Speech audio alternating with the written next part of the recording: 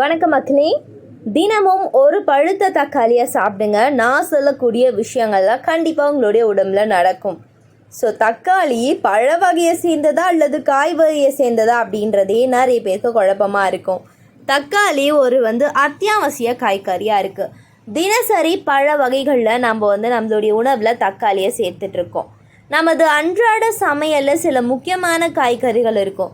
அவை இல்லாமல் நம்மளுடைய சமையலானது முழுமை பெறாது. அப்படியான காய்கறிகளில் தக்காளியும் ஒன்று. அதனால தான் எவ்வளோ விலை உயர்ந்தாலும் மக்கள் தக்காளியை வாங்குறாங்க.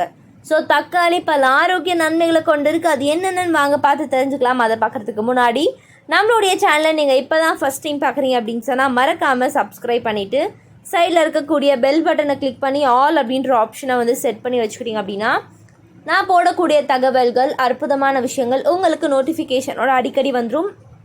இப்போ நம்ம பதிவுக்குள்ளே போயிடலாம். ஸோ முக்கியமாக இந்தியாவில் அதிகமாக பயன்படுத்தப்படும் காய்கறியாக தக்காளி இருக்குது.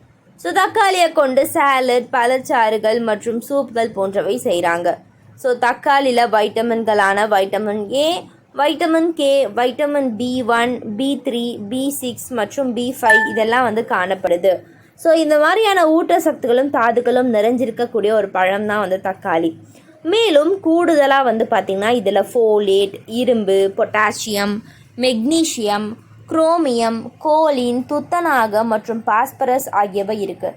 எனவே தக்காளியை உட்கொள்வது மூலம் நம்ம பல வகையான ஊட்டச்சத்துக்களை பெற முடியும் அப்படின்னு சொல்கிறாங்க. ஸோ பழமாக இருக்கக்கூடிய தக்காளியில் பலவிதமான ஊட்டச்சத்துக்கள் இருக்குது. 100 கிராம் தக்காளியில் இருக்கக்கூடிய ஊட்டச்சத்துக்களை இப்போது பார்க்கலாம்.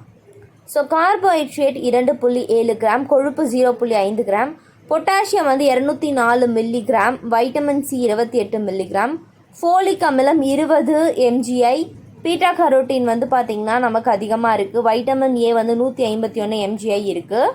அது மட்டும் கிடையாது, பழுத்த தக்காளியில் பல்வேறு ஆரோக்கிய நன்மைகள் இருக்குது. ஆனால் தக்காளி நம்மளுடைய அன்றாட உணவு பொருள் என்பது பற்றி நம்ம யாருமே அதிகமாக சொல்கிறது கிடையாது. ஸோ தக்காளியில் இருக்கக்கூடிய லைகோஃபின் ஆனது புற்றுநோய் செல்களுடைய வளர்ச்சியை கட்டுப்படுத்த உதவுது.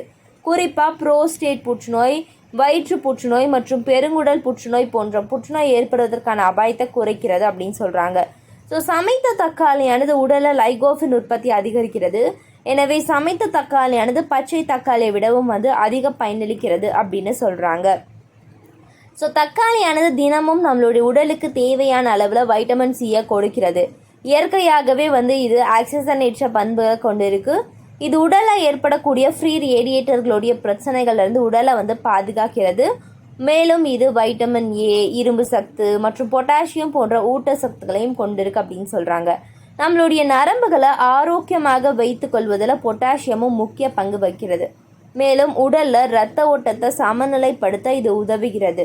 இரத்தம் உறைதலுக்கும் உதவக்கூடிய வைட்டமின் கே ஆனது தக்காளியில் அதிகமாக இருக்குது அப்படின்னு சொல்கிறாங்க. எனவே தக்காளி ஒரு மல்டி வைட்டமின் உணவு அப்படின்னே சொல்லலாம். ஸோ அதுக்கப்புறம் தக்காளியை சாறாக மாற்றி நமது சருமத்தில் தடவினா அது நமக்கு பல நன்மைகளை அளிக்கும்.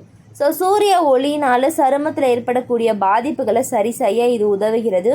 மேலும் தினசரி இதை நம்ம சருமத்தில் தடவுவதன் மூலம் சருமத்தை நம்ம ஆரோக்கியமாகவும் பளபளப்பாகவும் வைத்துக்கொள்ள முடியும்.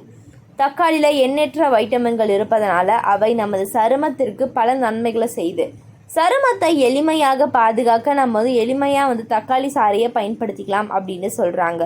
ஸோ ஒரு இதழில் வெளிவந்த ஆய்வின்படி தக்காளியை தினசரி உண்பதன் மூலம் டைப் 2 நீரிழிவு நோயால் ஏற்படும் ஆக்சிஜனேற்ற அழுத்தத்தை குறைக்க முடியும். மேலும் டைப் 2 நீரிழிவு நோயால் ஏற்படக்கூடிய சிக்கலான வீக்கம், திசு சேதம் போன்ற பிரச்சனைகளையும் இது குறைக்கிறது. ஸோ நிறைய ஆய்வுகள் செஞ்சு பார்த்துருக்காங்க. இந்த ஒரு தக்காளி ரொம்பவே நல்லது. தக்காளி உண்பதனால புகைப்பிடித்தலுடைய பழக்கத்தை விட முடியும் அப்படின்னு சொல்ல நினைக்கிறாங்க. அது தவிர புகைப்பிடிப்பதனால் உடலில் ஏற்படக்கூடிய பாதிப்புகளை குறைக்கவே தக்காளி உதவுது. ஸோ தக்காளியில் பார்த்திங்கன்னா குமரிக் அமிலம், குரோலோஜெனிக் அமிலம் ஆகியவை இருக்குது. இது சிகரெட் புகையால் உடலில் ஏற்படக்கூடிய பாதிப்புகள்லேருந்து உடலை பாதுகாக்கும் அப்படின்னு சொல்கிறாங்க. அதனால் தக்காளி சாப்பிட்றதுனால புகைப்பிடித்தல் நிறுத்திடும், அதனால் எல்லாமே சரியாக போயிடும் அப்படின்ற மாதிரியான எந்த ஒரு கருத்தும் கிடையாது. மாதிரி தக்காளியில் இருக்கக்கூடிய நிறைய பண்புகள் நம்மளுடைய இதயத்தையும் பாதுகாக்குது. இந்த மாதிரி சொல்லிக்கிட்டே போகலாங்க. இந்த ஒரு பழுத்த தக்காளி சாப்பிட்றதுனால இவ்வளோ நன்மைகள் இருக்குது அப்படின்னு சொல்லிட்டு. ஸோ இது போன்ற தகவல்களை நீங்கள் தொடர்ந்து கேட்க நம்மளுடைய சேனலை மறக்காமல் சப்ஸ்கிரைப் பண்ணிவிட்டு சைடில் இருக்கக்கூடிய பெல் பட்டனை கிளிக் பண்ணிக்கோங்க.